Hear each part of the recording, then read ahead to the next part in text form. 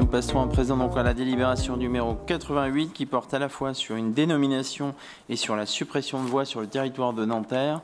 Donc cette délibération prévoit la suppression de 2 voies dans le quartier des Groux dans le cadre des réaménagements et des livraisons à venir dans les Groux. Donc la suppression d'une rue appelée la rue Nouvelle et de l'avenue des Bleuets qui n'avait d'avenue que le nom. Et donc ils vont disparaître demain dans le cadre du réaménagement du quartier des Groux.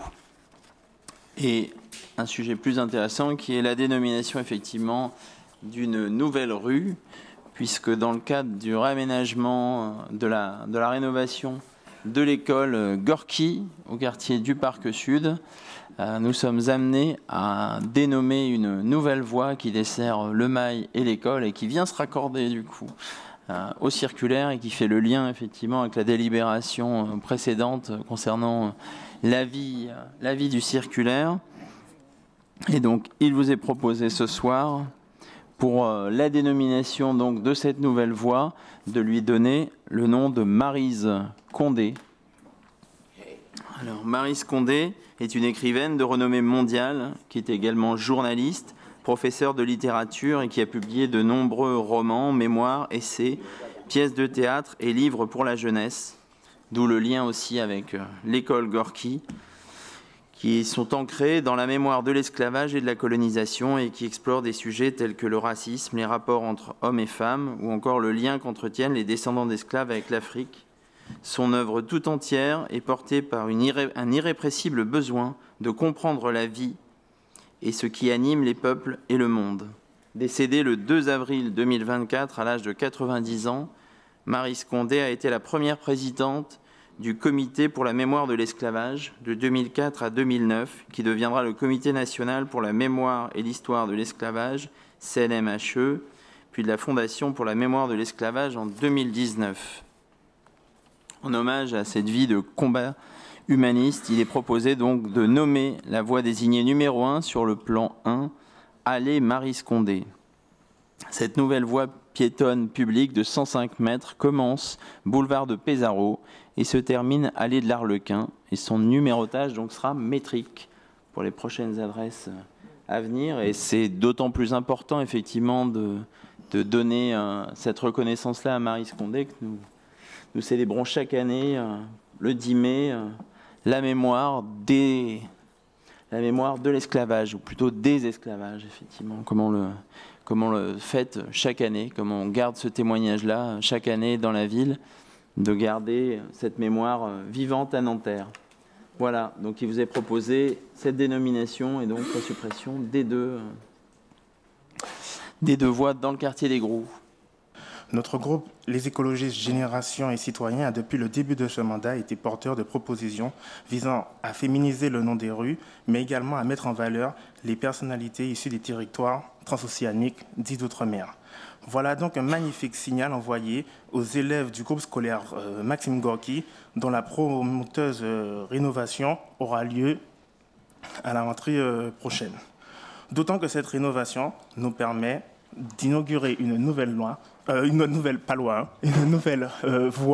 portant le nom de la Guadeloupéenne Maryse Condé, qui contribuera à façonner cet îlot qui sera traversé au quotidien par des jeunes nantériennes et nantériens en quête de chemin de vie prometteur.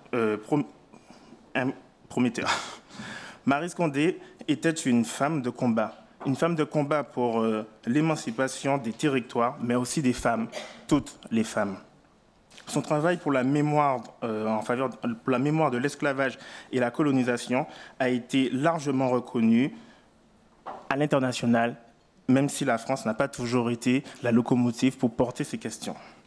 Son œuvre littéraire est une source inépuisable de richesse et qui a contribué, à titre personnel, à concevoir, je vais dire, le citoyen que je suis au carrefour de diverses influences.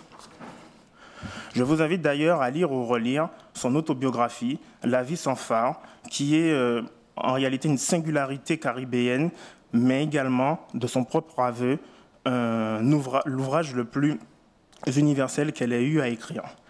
Maryse Condé le dit elle-même, dans ses ouvrages, elle n'écrit pas en français, elle n'écrit pas en créole, elle écrit en Maryse Condé. Et elle affirme, par cette démarche, vouloir sortir de la prison de la langue tout en travaillant ce rapport de construction, déconstruction, co-construction, bref, tout un programme pour la jeunesse de Nanterre. Maryse Condé, c'était aussi une personne qui aimait la vie, qui aimait rire. Pour elle, le rire était important. Pour elle, le rire, c'était le premier pas vers la libération. Pour elle, on commence par rire, on rit, donc on se libère, donc on peut combattre.